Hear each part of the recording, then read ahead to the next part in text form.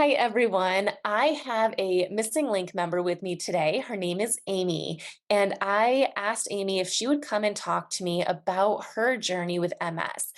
Her story is so relatable. She has experienced lots of ups and downs with her MS journey, and a lot of each of them. She's been doing great and then had a relapse, great, and then COVID. And I think her story is just so relatable. I know you're going to find it inspiring, and I think you'll feel ready to take action once you're done listening to her story. Amy has been to physical therapy in the past, and she found it helpful. She saw orthopedic physical therapists, neurophysical therapists, and MS specialized PTs. But even with working with them, she found that she kept hitting a wall, and she was discharged from PT before she'd even met her goals. Then she became a Missing Link member, and through being a Missing Link member, she has stayed consistent with her exercises and has found that she's pushing past those walls, pushing past those barriers, and now she's regained function that she hasn't had in years.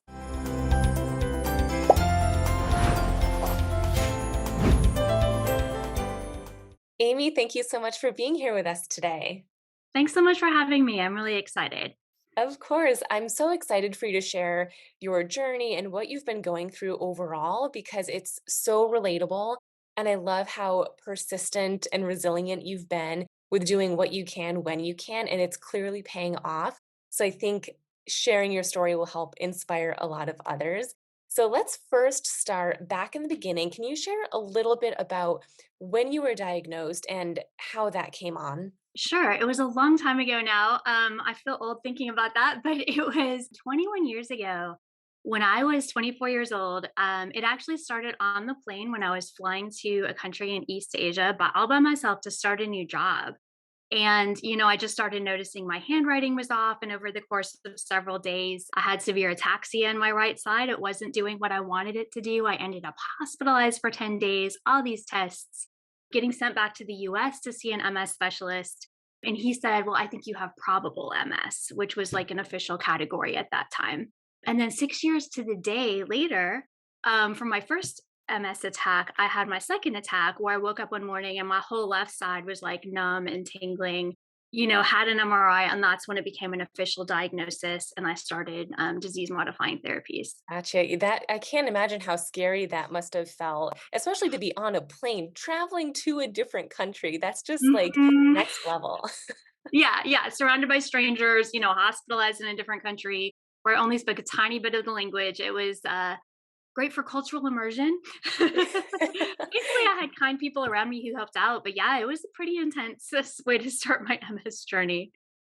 Oh my gosh. Okay, so you were diagnosed spring 2001.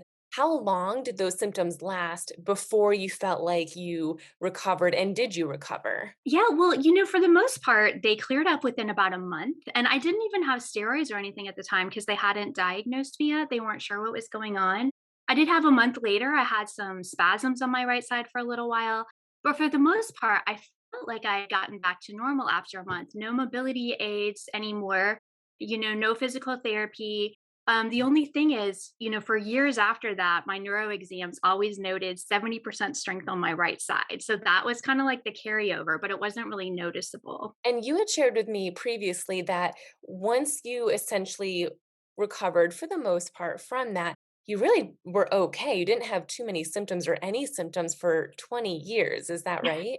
I had some mild symptoms, but they were mostly invisible. So, like the numbness and tingling that flared up in 2007, that has stuck with me ever since. Like it just kind of comes and goes. I definitely had more fatigue, especially after that second attack, probably started noticing it more. I had some visual spatial issues, some evidence of optic neuritis. I did have a couple rounds of PT about like 3 and 7 years ago, but those were more kind of like because I was running. I had started running 12 years after diagnosis and was having some problems with hips and knee and that kind of thing. So, I mean, yeah, overall, especially to an outside observer, they would never have known. Like friends would always say, "Oh, I forget you have MS." Yeah, and that's sometimes tricky too, especially if they're Mhm. invisible because you're feeling it, and sometimes that statement isn't very helpful. That's true, and yeah, and I definitely had, like, heat sensitivity and that kinda thing, so, like, even running, if it was between 40 and 80 degrees, I was okay, but, if it got hotter or colder, I would start to struggle. So, there were definitely ways that it affected me, but they were more subtle. Right, okay, so it was affecting you in different ways for about 20 years or so, and then Mhm. you had another flare, and that's what was in spring of 2021. Can you tell us a Yes. little bit about that flare? What happened? How did it affect you? Yeah, yeah, that was the game changer, and it was wild because 'cause I'd literally just gone running the night before. My family and I are into running and hiking and just being as active as possible, and, that day I went miniature golfing with my husband and our twin boys who are 13 now, and it was just weird, like, I felt really tired, and then by the end of the mini golf game, as we were leaving, I noticed that my left leg was dragging. And I went, uh-oh, this feels neurological. This is reminding me of that first attack 20 years ago.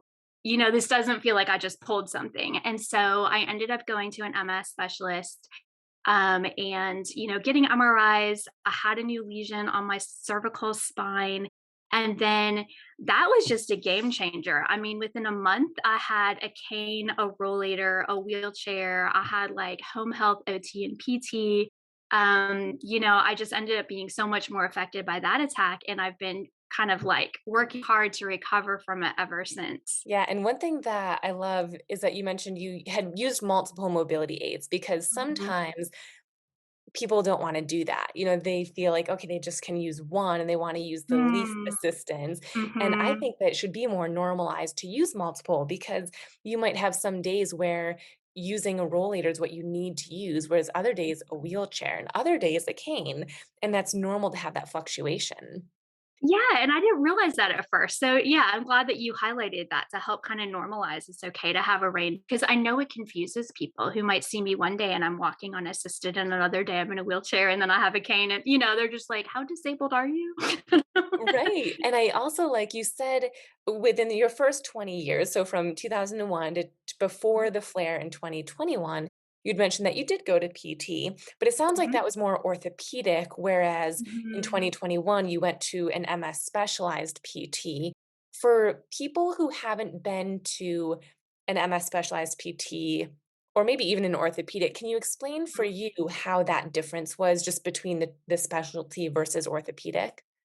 Sure. Well, it's interesting. So one of my really good friends is a PT, and she's also my running buddy.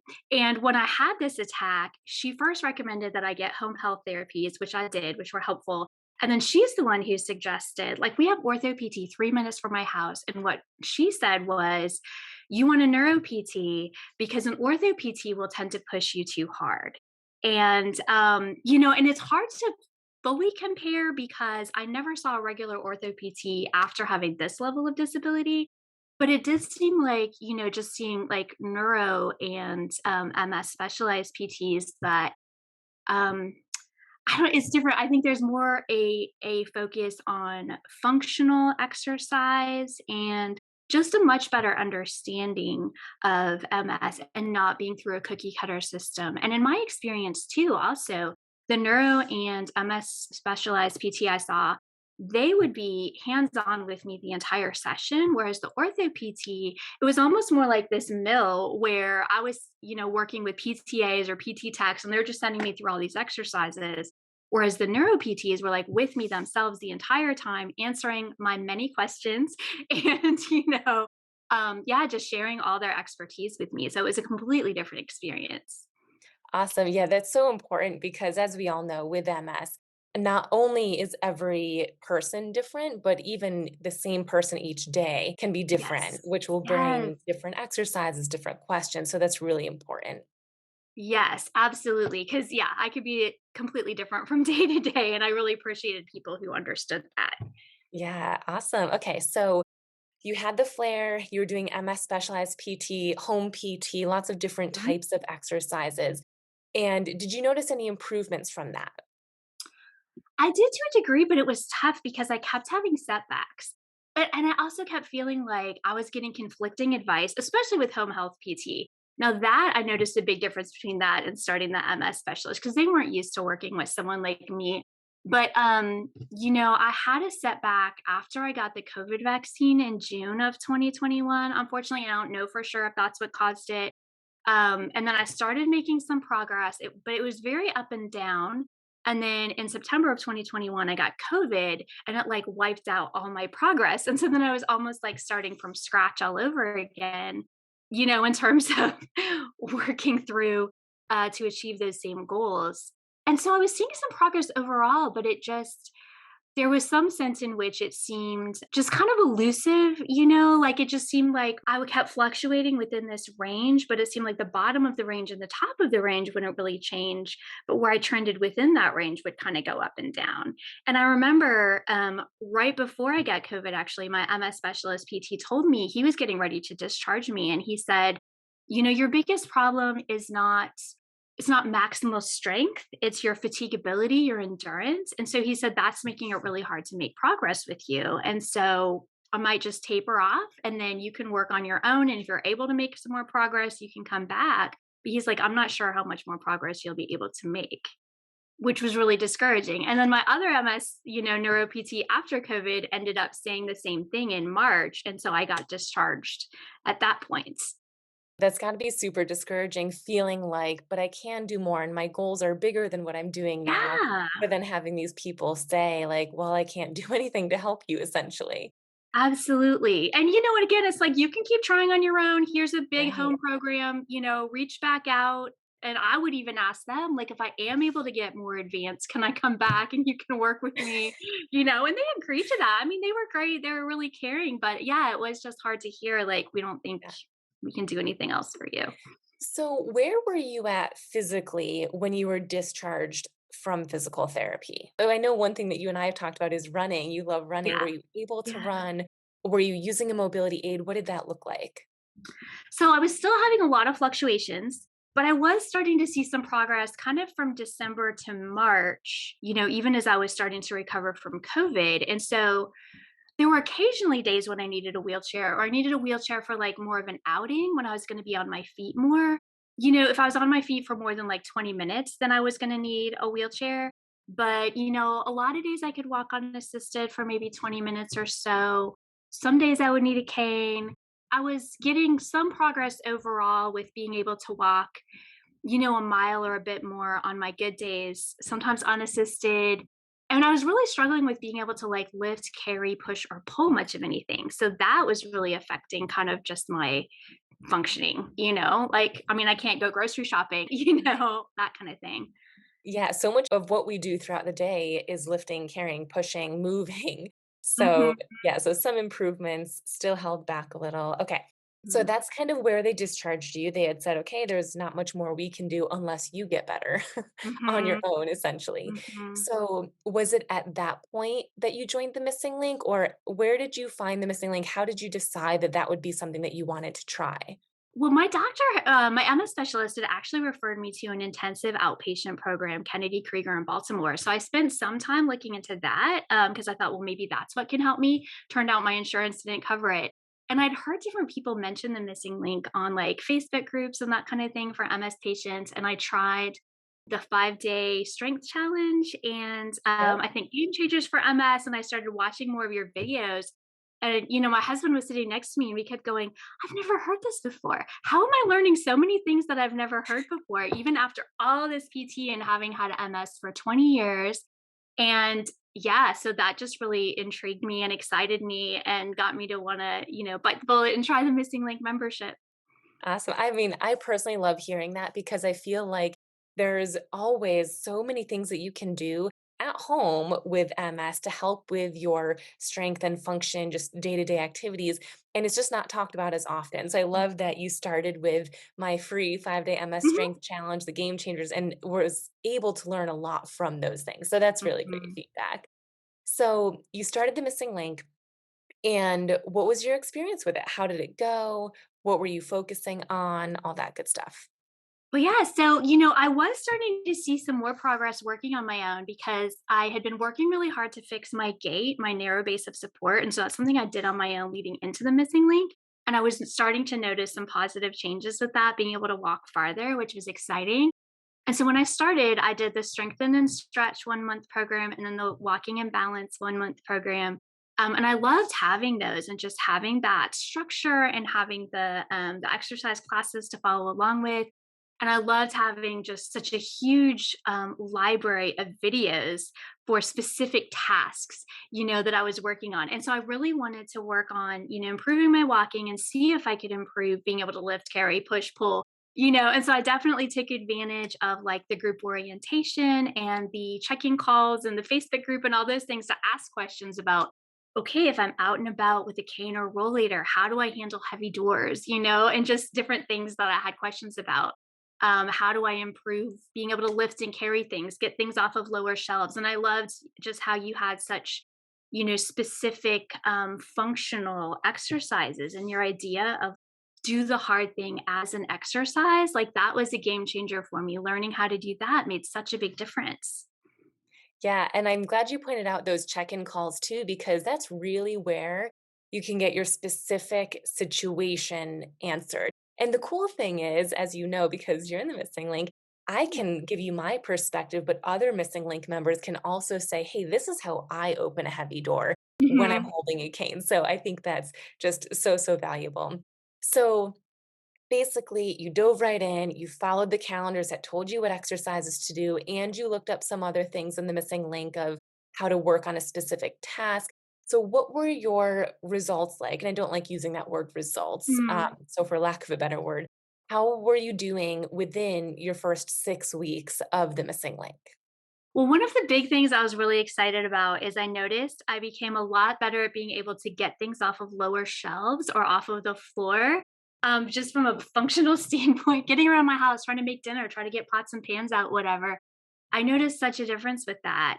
And my gait was getting better too, to where even on the days when I was fatigued, my foot wasn't starting to drag or slap or, all the creative things it does nearly as often. And then there was one day, I'm trying to think now, it was probably like 4 to 6 weeks in when I decided to try running, which is something I tried to do a little bit off and on over the whole past year. I would maybe jog across the living room. But I decided to try jogging and made it a whole half mile, like just right off the gate at like a 10:50 pace, which I mean, for not Oh, having run, even if I hadn't had this MS attack, I would have been thrilled. So that was just incredible to experience that. yes, and I remember you posted in our missing link accountability group, like, "Hey guys, oh my gosh, this just happened." And it had so much support on that post. Everyone was so excited for you. So that was just so great to see and hear. When was the last time that you had ran for 30 minutes? It had probably been in early March of 2021, so right before, the MS attack. Yeah, wow. So over a year, well over a year. Mhm. Wow, awesome. Okay, so you're doing great. You're following the missing link. You're doing these exercises. You ran for 30 minutes. And then what happened? So then I ended up getting COVID a second time, apparently. Um, my son, who was the only one in the family who hadn't had it before, he ended up getting it. I think I got it from him. And all of a sudden, my left leg was acting like it didn't know where the floor was for a couple days. Like my walking was so thrown off. And just seeing what a big setback COVID had caused me last September, I was so nervous that like all my progress would be wiped out. Yeah, and, I kinda chuckle because I would hope that we could end at "Missing link was great," but I think it's so relatable because there's always gonna be something, whether it's COVID or stress even can cause a relapse type symptom, so okay, so you get COVID, not doing so well. What did you decide to do? So and where was your mindset at that point? Well, I was a little bit it was interesting because I've been learning more about the limbic system, and as soon as that positive test came up, like my limbic system was like freaking out. Like, oh no, not this again. Is this going to wipe out months of progress when I'd finally been doing better, And I was just trying to stay grounded and praying a lot and asking people to pray for me and all of that and just trying to follow because I mean, you've given advice for those situations. And I think I asked in the missing link too, okay, like take some rest days, do some really easy, simple exercises that you can do. I love that you always tell us how to do them, like lying down or seated or standing. So we have all the options. And so Thankfully, I ended up initially, it seemed like I was recovering, pretty quickly, and so I forget the exact timeline, but it was maybe 2 weeks later that I ran a half mile again, and I was so Yeah. excited, and like you had said, like, "I think you'll get back to that," and I did, and then the day after that, my husband had bought me a treadmill, and I was trying it out for the first time and ran 3/4 of a mile, and I was like, "I cannot believe this just happened," and granted, the next day I was in a wheelchair, so I'm like, "Okay, that was a bit much," you know? Right. I need to scale back and ease back into this more gradually. But yeah, I was so excited about that. Awesome. Yeah, and that just goes to show too that when you do have a setback of any kind, I firmly believe there's always something you can do. It might not feel Mhm, like the type of exercise you're used to or that you want mhm, to be doing. There's always exercises that you can do, and you did that. You stuck with those. And then about mhm. that 2.5 week point later, you were running again, things were going well. And then what happened? Right, all the ups and downs. So then it was actually, I think a week after I ran the 3/4 of a mile, I woke up one morning and it was like I was just moving in slow motion. And, I went to work, I was walking around very slowly. And at one point I made it halfway down the hallway and I had to ask one of my coworkers to bring me a wheelchair because I just couldn't walk anymore. And I ended up having this, we were about to leave on a big road trip the next day. So then I'm trying to factor in, okay, how is the road trip affecting my symptoms? But I ended up having like the worst stretch that I'd had since the MS attack. And because we were traveling, I wasn't in communication with my MS specialist as soon.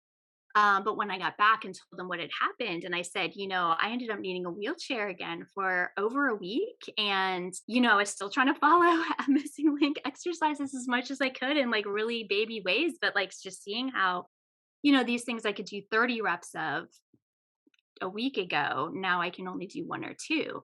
But I kept trying because, the Dr. Gretchen voice in my head said, try, keep trying the neural pathways, they're holding in there. So my MS specialist, I finally saw her last week and she is sending me for MRIs. She thinks it might have been a whole new relapse, but we don't know for sure. I'm praying it was a pseudo relapse and for stable MRIs, but I don't know for sure yet. Yeah, so that kind of brings us up to today, this Mhm. point. So, had that flare, where are you physically and mentally now that, okay, now you've been through COVID twice with some highs and lows in between, definitely some highs with the running, just being more functional, then the flare. How are you feeling again, physically and mentally now? Well, so it's been about a month now since that flare started, and I would say overall, like my strength and stamina energy levels are still on the lower side compared to where I was at before that flare. But I am starting to see some progress again, and I'm super excited that some of the things that I had worked on in the missing link I'm still able to do, that they are still they've kind of come back, came back more quickly, like being able to, bend down and pick things up and, just some of these different movements that I had really been struggling with before. And my walking, it's still a little more unpredictable than it was before that attack, but I've been able to do some decent walks and I've tried to keep up with exercises 6 days a week as as much as I can. So, yeah, that's kind of where I'm at and mentally and emotionally, I'm kind of like just waiting to see what the MRI results are before I decide quite how I feel about this. You know what I mean? Hopefully I'll recover from this one. If it was a real relapse, hopefully it didn't cause too big of a setback this time around. Yeah. I don't know. Yeah. And I think you hit on such a great point of function. When you focus on the right type of exercises, you'll notice improvements in function. But even when you do have setbacks for whatever reason, again, whether it's illness or otherwise, if you've been practicing functional based exercises before that, they do tend to come back quicker. Give yourself Mm, that break. You and I have talked about this. Give yourself that downtime, rest, but do what you can, make it functional. And more times than not, you will notice that function come back, which is so important because it's that function that we do throughout the day that actually makes a difference in our life, not just I'm stronger, but I can't mhm. walk well, or, my balance is better, but I'm still not doing the climbing the stairs or bending down to grab something up off the floor. Absolutely. It's all about the function. So I'm really Yes. excited. And that's so good to know. And I didn't know that before, just how important that the functional exercises are. Yeah. So You're obviously still kind of recovering from this flare, it was only a month ago. Where would you say you're at now? You had mentioned earlier that you could only stand, I think you had said for 20 minutes or Mhm. less. How long do you feel confident standing for now? Maybe 5 or 10 minutes. Mhm. Um, it kinda depends. It might be 2 if it's, like, early in the morning and my coffee and my Ampera haven't really kicked in yet or whatever, you know? Yep. So this past weekend, my family and I went to the beach, in South Carolina, and I hadn't been to the beach in a year, and on our trip up to Maine when I was having the flare, the only beach that we went to had a ton of stairs, so I couldn't even get down and walk in the sand or be in the sand or whatever. So we went to the beach on Saturday, and leading up to this, I thought I desperately want to run on the beach because running on the beaches is one of my favorite things. And so I told my husband, I'm like, I really want to try running on the beach, even if I only make it 20 feet and then I need a wheelchair the rest of the day or whatever. Like, are you game? Because you'd be the one pushing me, after that in a beach wheelchair or whatever. And he was like, yeah, go for it. And so we got there and I wore my running shoes. I tried to maximize my chances of being able to actually pull this off. And I managed to run 0.16 miles, which, is it's a lot more than 20 feet. And then I took a little rest and I was able to walk about 8/10 of a mile up and down the beach, which was also amazing. And then I rested some more and I was able to play with my husband and boys in the ocean, in the waves. And that was just amazing because when we went to the ocean a year ago, um, I barely made it into the ocean. I was using two trekking poles actually to kind of hold me up, hold me stable in the waves. And I lasted a few minutes and then just had to rest. And there was definitely no running on the beach at that point. So yeah, I was just really overjoyed that I was able to do that. And I definitely had to take it easy the next day, but yeah, I was thrilled. It was Yeah, oh my encouraging. gosh, and congratulations. That's so exciting when you're able to get back to doing those things that you love. And I can see why there might be some hesitancy because you haven't done it in a while. You don't know how the recent flare is going to affect you. So, that I saw that post. You posted that in our Mhm. Missing Link accountability group, and my heart just started smiling. I was like, "Yes, she's did it." She's keep going with the exercises. So that is so awesome. Thank you. Yeah, it was such a joy. Very Yeah, exciting. awesome. Okay, so this might be kind of a tricky question, but how do you feel that the missing link specifically is different from some of the other things that you've tried, whether it was the orthopedic PT? Obviously, home health PT is kind of its own breed because that's a different form of PT, but you've also been to an MS specialist. How has your experience been in the missing link and how is it different? It's different in a lot of ways. Now, obviously, with like in-person PT, they're working with you one-on-one, which is great in many ways because they're able to like, point things out as you go or whatever. And I think even, in some ways, maybe coming into the missing link from having that in-person PT experience was helpful, a helpful follow-up. But the missing link was, for one thing, it was able to help me make progress with things where I just kept hitting a wall for a year with all the PT, where I felt like I just, we try these exercises, I get to this point and I just can't get farther. And I didn't know why, and they didn't know why. And I think, some of the guidelines that I was told to follow before I started working with you was like, okay, go until you can do two more reps but not three. Leave a little in the tank. Whereas with you, it was like do 30 reps, and like, you really taught me how to use functional exercises and how to really, harness the power of neuroplasticity, I think, in a different way. And I think you explained things really well. And again, this is nothing against the previous PTs. I mean, they were helpful as well, but just in terms of being able to get past those hurdles or those walls that I kept coming up against. And I think too, and I did see a neuro OT as well as PT while I was there. Um, and I think both of them, to a degree, were giving me more compensatory strategies. So this is how you can make it work without actually making progress. This is like a workaround. And those are helpful at times because, I want to be able to do the thing even if I can't do the thing, but that like you help me figure out how to get past those and actually like rehabilitate and regain the function to be able to do more things for myself, which was really because that's what I desperately wanted, as much as possible. Yes, I will take the compensatory strategies and use them as they will help, but I want to, I just kept coming back to I want to really want to recover as much as possible. I don't want to give up yet. Yeah, and I think that's apparent in your actions because you have kept going, continued the exercises, done what you can, even if it was different. So I'm really proud of you for taking those steps and sticking to it because a lot of people might not have that motivation. If you don't mind me asking, have you always been that way? Have you always had that mindset of let's just keep going and this positive mindset? Or, where does that come from? That's a good question. I don't think I always have. So I think that like when you have a kid who is stubborn, that can be a strength that can be harnessed. And so I think I did always have a streak in me that was kind of determined and persistent. But I think in some ways I have learned that over time, like through the experience of going through hardships and setbacks. And actually, your recent podcast on resilience and grief I just listened to was really great. And I identified with a lot of that.